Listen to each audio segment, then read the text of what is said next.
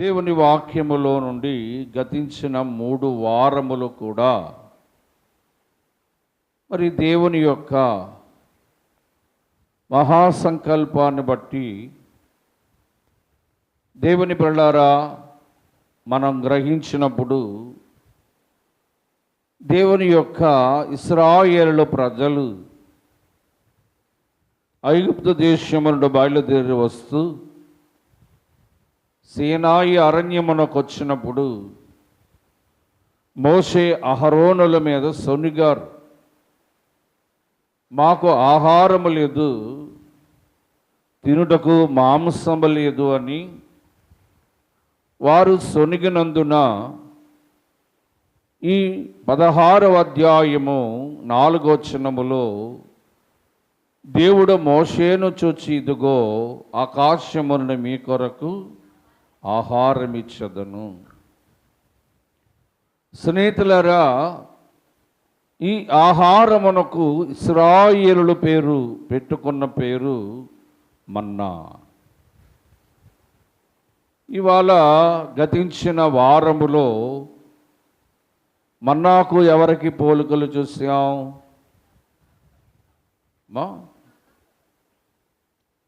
వారు వినలేదా? ఏమండి, గతించిన వారము ముందు వారము మన్నాకు యేసు ప్రభువారికి ఉన్న పోలికలను చూసాం. గతించిన వారమేమో మన్నాకును పరిశుద్ధాత్మకున్న పోలికలను చూసాం. మరి ఈ వారము మన్నాకును యేసు ప్రభు యొక్క శరీరమునకున్న పోలికలు చూద్దాం. ఈ వారము మన్నాకును యేసు ప్రభు శరీరమునకున్న పోలికలు. ఎందుకంటే ఇవాళ మనం ఏం తీసుకుంటాం? ఈ దినము శరీరమును రక్తమును తీసుకుని సంస్కార దినము గనుక దేవుని పిల్లలారా, ఈ మన్నా ఇశ్రాయేలులకు దేవుడు ఆహారముగా ఇచ్చాడు.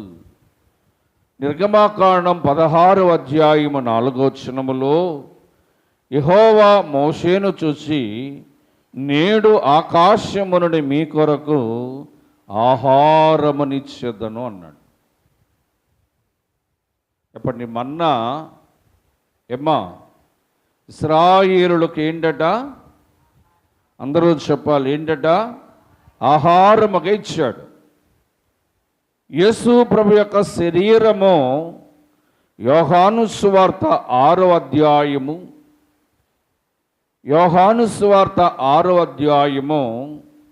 55వ వచనాన్ని మనం చూస్తాం.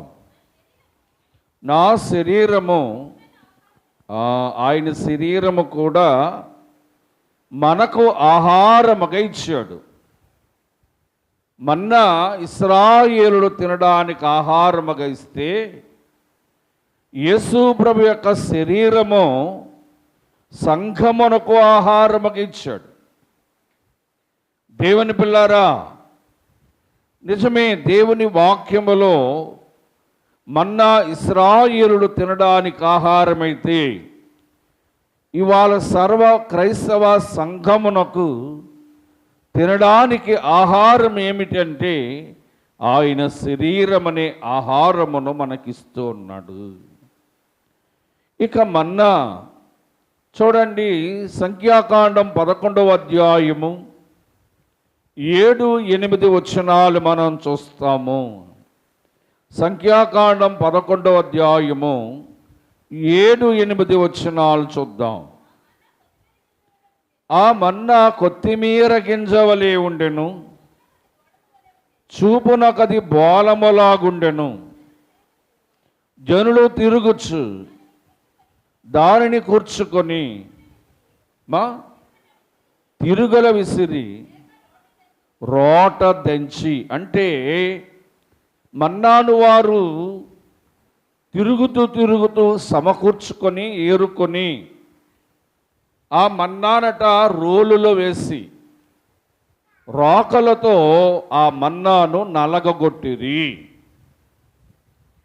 దేవుని పిల్లారా గమనించండి, మన్నా రోలులో వేసి రోకలతో నలగగొట్టబడింది. యేసుక్రీస్తు ప్రభువారిట యెషయా గ్రంథము 53వ అధ్యాయము 53వ అధ్యాయము 5వ వచనాన్ని మనం చూస్తే, ఆయన మన అతిక్రమ క్రియలను బట్టి ఆయన గాయపరచబడెను, మన దోషాల బట్టి ఆయన నలగగొట్టబడెను. నిజమే, మన్నా రోటులో వేసి రోకలతో నలగగొట్టారు. అది పిండి అయ్యే వరకు కూడా నలగగొట్టారు. స్నేహితులారా, యేసు ప్రభు శరీరమంతా తల మొదలుకొని అరికాళ్ళ వరకు కూడా ఆయనను నలగగొట్టిన వారే ఉన్నారు. కొరడా దెబ్బలతోనూ, స్నేహితులారా ముండ్ల గాయములతోనూ, పిడిగుద్దులతోనూ, మేకులతోనూ ఆయనను నలగగొట్టారు. ఆయన శరీరమును నలగగొట్టారు కనుక ఆయన శరీరము నలగగొట్టబడినదని మనము చూస్తాం. ఇక మన్నా కొరకు మనము గమనించినప్పుడు సంఖ్యాకాండము 11వ అధ్యాయము 8వ వచనాన్ని ఒకసారి మనం చూద్దాం. జనులు తిరుగుతూ మన్నాను సమకూర్చుకున్నది, తిరిగిలి విసిరి లేదా రోట దంచి పెనమ మీద కాల్చిరి. మన్నా కాల్చబడాలి, ముందు రోటులు వేసి దంచాలి. దంచిన పిండిని తీసుకొని ముద్దగా చేసిన తర్వాత పెనమ మీద వేసి కాల్చబడాలి. స్నేహితులారా, యేసుక్రీస్తు ప్రభువారట శిలువ మీద కాల్చబడ్డాడు. మార్కు సువార్త 15వ అధ్యాయము 33వ వచనములో మధ్యాహ్నము వేళ చదువుదాం. మార్కు సువార్త 15:33. మధ్యాహ్నము మొదలుకొని స్నేహితులారా, యేసు ప్రభువారట శిలువ అనే పెనమ మీద మధ్యాహ్నము ఎండతో కాల్చబడ్డాడు. దేవదాసయ్య గారు అన్నారు, ఎండా చేగాయములు మండోచోనో డేనో నిండో వేదన సోదారా, ఎండా చేగాయములు మండోచోనో డేనో నిండో వేదన, గుండె నుండి నీరో కారో చుండి దోకించోచు నిండో వేదన సోధారా, గుండె నుండి నీరో కారో చుండి దోకించోచు నిండో వేదన. స్నేహితులరా, దేవదాసయ్య గారు అన్నమాట, ఎండ చేత ఆయన గాయములు మండుచూ ఉన్నాయి, అంటే కాల్చబడుతూ ఉన్నాయి. మన్నా పెనమ మీద వేసి కాల్స్తూ ఉన్నారు ఇశ్రాయేలుడు.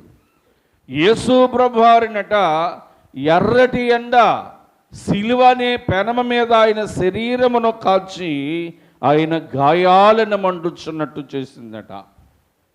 గనుక ఆ మన్నా ఎలాగా పెనమ మీద కాల్చబడిందో, యేసు ప్రభువారు మిట్ట మధ్యాహ్నము సిలువ కాలం మనం చూస్తూ ఉంటాం. ఏ కాలములో సిలువ శుక్రవారం వస్తుంది, మంచి శుక్రవారం మంచి ఎండాకాలంలో వస్తుంది. ఆ ఎండలో మనం నడిస్తే మన కాళ్ళు కాలిపోతాయి, ఎండలో మనం నడిస్తే మన తల కాలిపోతుంది, ఎండలో మనం నడిస్తే మన శరీరం కాలిపోతుంది. కనుక యేసు ప్రభువారట సిలువ అనే పెనమ మీద తన శరీరమును కాల్చబడినట్టుగా మనం చూస్తూ ఉన్నాం. ఇక సంఖ్యాకాండము 11వ అధ్యాయము 8వ వచనములో పెనమ మీద కాల్చబడిన ఆ మన్నా చదువుదాం ఒకసారి. 11:8 అమ్మా. సంఖ్యాకాండం 11:8లోనే దీనులు తిరుగుచు దానిని సమకూర్చుకున్నది, రోట దంచి దానిని పెనమ మీద కాల్చిరి, రొట్టె చేసేది. బాగా వినాలి. ఇవాళ మన పాఠం ఏంటంటే మన్నాకును యేసు ప్రభువారికి ఉన్న పోలికలు. మన్నా ఇశ్రాయేలుకు దేవుడు ఆహారముకి ఇచ్చాడు, ఆయన శరీరము మనకి ఆహారముకి ఇచ్చాడు. మన్నా నలగగొట్టబడింది రోటులు వేసి. యేసు ప్రభువారట మన దోషాల కొరకు ఆయన అనేక రీతులుగా కొరడాలతో, ముండ్ల గాయములతో, మేకులతో, అనేక అరచేతులతో ఆయన నలగగొట్టబడ్డాడు. మన్నా పెనమ మీద వేసి కాల్చబడింది. మన్నా పెనమ మీద వేసి కాల్చబడితే యేసు ప్రభువారు సిలువనే పెనమ మీద మధ్యాహ్నం వేళ ఎండ చేత కాల్చబడింది ఆయన శరీరము. మన్నా కాల్చబడిన తరువాత రొట్టెగా మార్చబడింది. మత్తయి సువార్త 26వ అధ్యాయము 26వ అధ్యాయము 26వ వచనములో అన్నాడు యేసు ప్రభువారు, వారు భోజనము చేయుచుండగా యేసు ఒక రొట్టెను పట్టుకొని దానిని ఆశీర్వదించి విరిచి తన శిష్యులకిచ్చి, ఈని తీసుకొని తినుడి, ఇది నా శరీరం. ఆయన శరీరాన్ని ఎలా మార్చాడంటే రొట్టెగా మార్చాడు. ఆయన శరీరమును రొట్టెగా మార్చాడు. ఆనాడు మన్నా కాల్చబడిన తర్వాత ఎలాగ రొట్టెగా మార్చబడిందో, స్నేహితులారా, యేసుక్రీస్తు ప్రభువారే శిలువ మీద ఆయన కాల్చబడిన తరువాత ఆయన శరీరమట రొట్టెగా మార్చబడింది. అందుకే ఆయన అంటున్నాడు, నా శరీరమును తినుడి అంటున్నాడు. నా శరీరము తినుడి అంటున్నాడు. ఆయన శరీరం ఇవ్వాలి. ఎలాగ మనం తీసుకుంటున్నామంటే, ఒక రొట్టెను మనం తీసుకుంటున్నప్పుడు, అది మన చేతిలో ఉన్నప్పుడు అది రొట్టె కానీ అది మనలోనికి వెళ్ళిన తర్వాత ఆయన శరీరముగా మారుస్తూ ఉన్నాడు. దేవుని పిల్లారా, మన్నా వారు రొట్టెగా మార్చుకొని భుజించారు. యేసు ప్రభు వారి శరీరమును మన కొరకు రొట్టెగా మార్చి మనకు ఆయన ఇస్తూ ఉన్నాడు.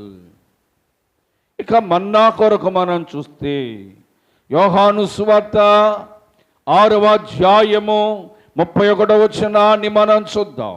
యోహాను సువార్త 6వ అధ్యాయము 31వ వచనాన్ని మనం చూద్దాం.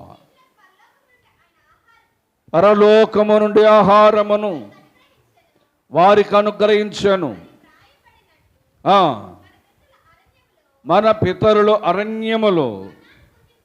ఇప్పుడు మన్నా ఎక్కడి నుంచి వచ్చింది? పరలోకము నుండి వచ్చిందంట. చెప్పండి అమ్మా, మన్నా ఎక్కడి నుంచి వచ్చింది? అందరూ చెప్పాలి. ఎక్కడి నుంచి వచ్చింది? పరలోకము నుండి వచ్చిందంట. మరి యోహాను సువార్త మరి 6వ అధ్యాయము 51వ వచనాన్ని మనం చూద్దాం. మరి ఆయన శరీరము పరలోకము నుండి దిగొచ్చింది. ఏమా, మన్నా పరలోకము నుండి వచ్చింది. దేవుడు పరలోకము నుండి మన్నాను ఇశ్రాయేలుకి ఇచ్చాడు. ఆయన శరీరమనే ఆహారమనే జీవాహారము కూడా పరలోకము నుండి దిగి వచ్చిన జీవాహారముగా మార్చబడింది. దేవుని పిల్లారా, మన్నా పరలోకము నుండి వచ్చినట్టుగా యేసుక్రీస్తు యొక్క శరీర రక్తములు కూడా పరలోకము నుండి దిగి వచ్చాయని, ఆయన శరీరము పరలోకము నుండి మనకు అనుగ్రహింపబడిందని దేవుని వాక్యము సెలవిస్తుంది. ఇక మన్నా 16వ అధ్యాయము, నిర్గమాకాండం 16వ అధ్యాయము 21వ వచనాన్ని మనం చూద్దాం. వారు అనుదినము ఒక్కొక్కడు తనకి ఇంటి వారికి భోజనమును సమకూర్చుకుని. సరే, ఇప్పుడు ద్వితీయోపదేశకాండము 8:3 వచనాన్ని చదువుదాం. ద్వితీయోపదేశకాండము 8:3.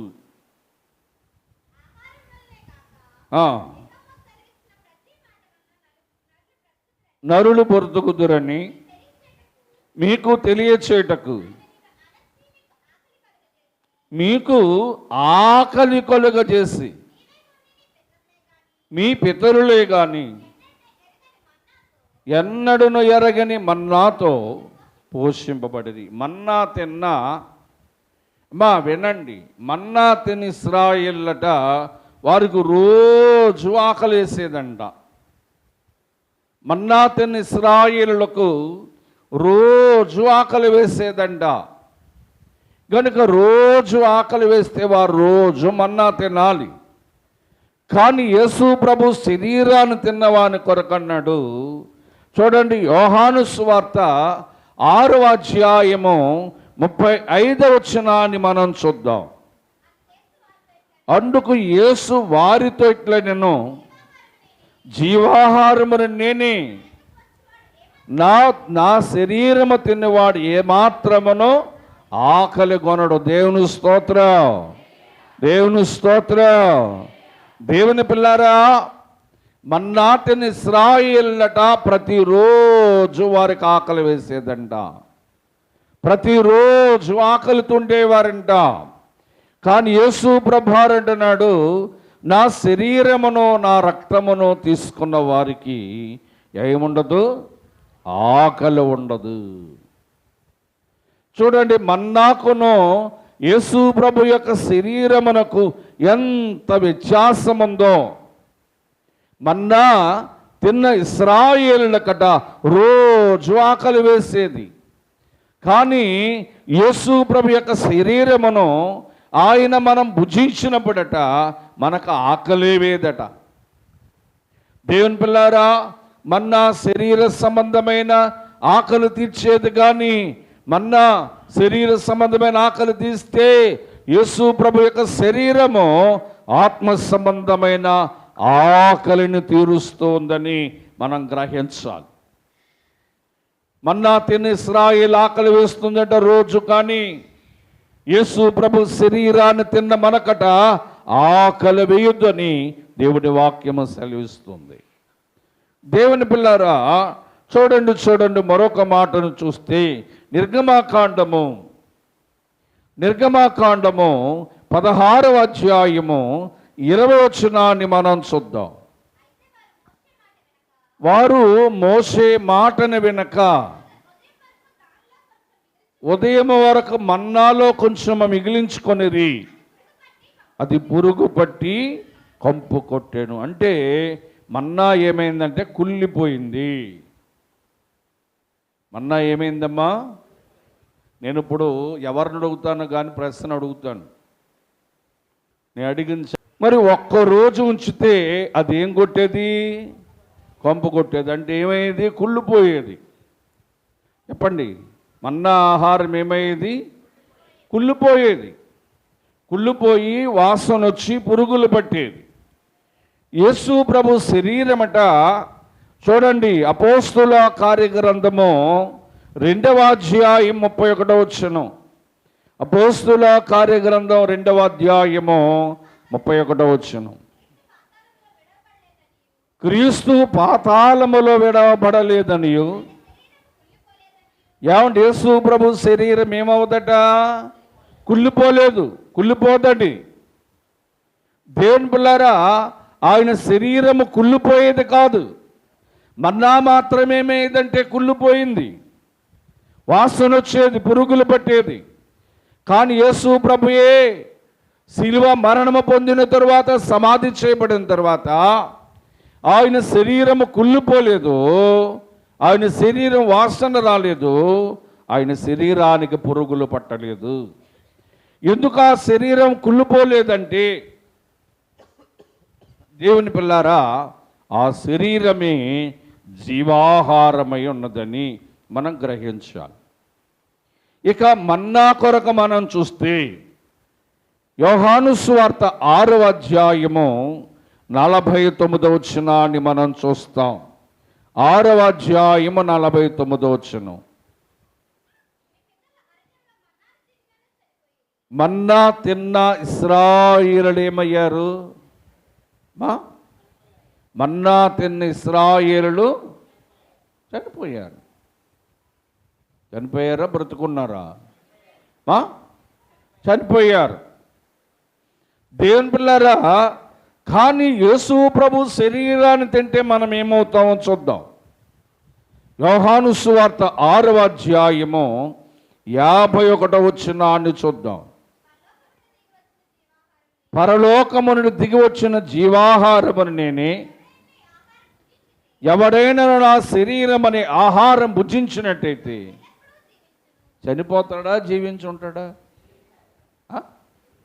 మన్నా తిన్నవాడేమో, చెప్పండి, మన్నా తిన్న ఇశ్రాయేలు ఏమయ్యారు? చనిపోయారు. కానీ యేసు ప్రభు అనే శరీరాన్ని మనం తింటే ఏమ్మా ఇక్కడ జీవిస్తాం, రేపొద్దున్న మాట్లాడతలేదు. మీరు జీవించున్నారా, జీవించలేరా? ఏమండి, జీవించున్నారా, జీవించలేరా?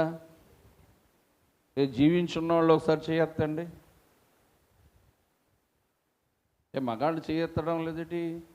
అండ్ వీర్రాజు గారు పడుకున్నారా? బ్రతుకుండడం. ఏమ్మా స్నేహితులరా, మన్నాతిని ఇశ్రాయేలులట తరువాత చనిపోయారు. 40 సంవత్సరాలు అయిన తర్వాత మన్నాతిని ఇశ్రాయేలులు అనేకులు చనిపోయారు. మోసేతో శుద్ధ చనిపోయారు. కానీ ఆయన శరీరం అనే ఆహారమును తిన్న మనము ఎల్లప్పుడూ మనం ఎలాగుంటామంట? జీవిస్తూ ఉంటాం. చెప్పండి, ఇక్కడ జీవిస్తాం, రేపొద్దున్న పరలోకంలో కూడా మనం జీవిస్తూనే ఉంటాము.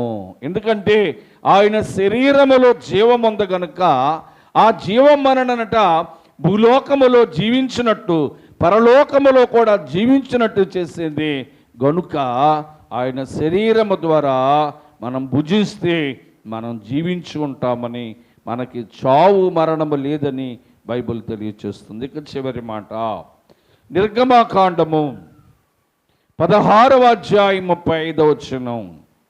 నిర్గమకాండం 16వ అధ్యాయము 35వ వచనాన్ని చదువుకుందాం. ఇశ్రాయేలులు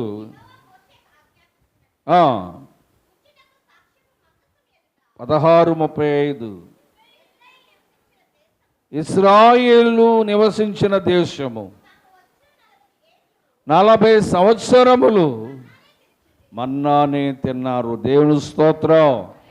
ఎన్ని సంవత్సరాలు తిన్నారమ్మా? 40 సంవత్సరాల తర్వాత ఇంక వారు మన్నా తినలేదు. చెప్పండి, 40 సంవత్సరాల తర్వాత వారు మరలా మన్నాను తినలేదు. కానీ మనం ఏం చేస్తామంటే, యోహాను సువార్త 6వ అధ్యాయము 34వ వచనములో ఒక మాట ఉంది.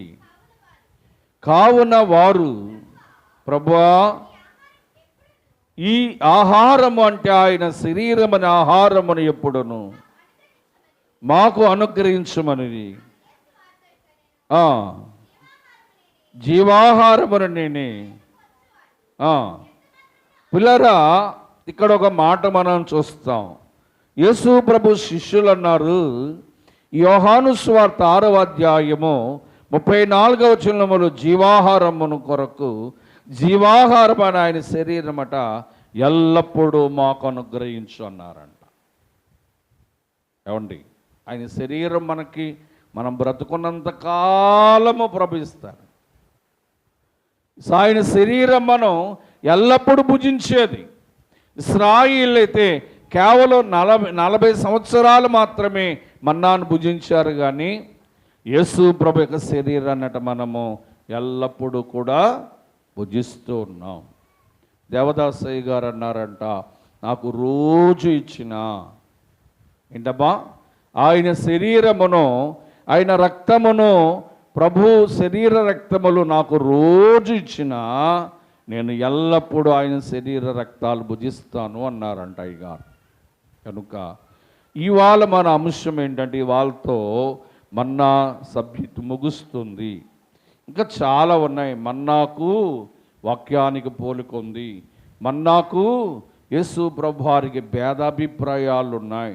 గనుక ఇక అవి మనం చెప్పుకోవడానికి సమయం లేదు. గనుక దేవుని బిడ్డలారా, మన్నా ఆహారముగా దేవుడిచ్చాడు. యేసు ప్రభు శరీరం కూడా మనకి జీవాహారముగా ఆయన మనకిచ్చాడు. మన్నా నలగొట్టబడింది రోటలు వేసి. యేసు ప్రభు వారు కొరడా దెబ్బలతో, మీకులతో ఆయన నలగొట్టబడ్డాడు. మన్నా పెనమ మీద కాల్చబడింది. యేసు ప్రభు వారు సిలువ అనే పెనమ మీద మిట్ట మధ్యాహ్నము ఎండలో తన శరీరమును, గాయములను కాల్చుకున్నారు. మన్నా రొట్టెగా మార్చబడింది. యేసు ప్రభు వారి శరీరము పెనమ మీద కాల్చబడినట్టుగా ఆయన సిలువ మీద కాల్చబడి ఆయన శరీరము రొట్టెగా మార్చబడింది. దేవుని బిడ్డలారా, మన్నా పరలోకము నుండి దిగొచ్చింది. యేసు ప్రభు శరీరము కూడా పరలోకము నుండి దిగి వచ్చిన జీవాహారమై ఉంది. మన్నా ఇశ్రాయేలులకట తిన్నప్పుడు వారికి ఆకలి వేసింది. కానీ ఆయన శరీరం అనే ఆహారమును మనం తినినప్పుడు మనకు ఆకలి వేయదని దేవుని వాక్యములో సెలవిస్తుంది. మన్నా పురుగు పట్టి వాసన కొట్టింది.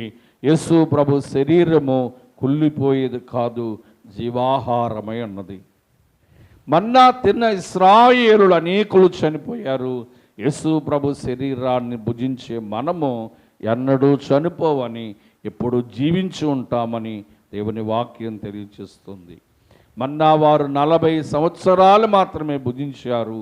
కానీ యేసు ప్రభు యొక్క శరీరము మనం ఎల్లప్పుడూ భుజించుచున్నామని దేవుని వాక్యం మనకు సెలవిస్తుంది. గనుక మన్నాకును యేసు ప్రభు శరీరమునకున్న పోలికలు ఇవే అని మీకు నేను తెలియచేస్తూ ఉన్నాను. ఈ మాటలు ప్రభు దీవించునుగాక.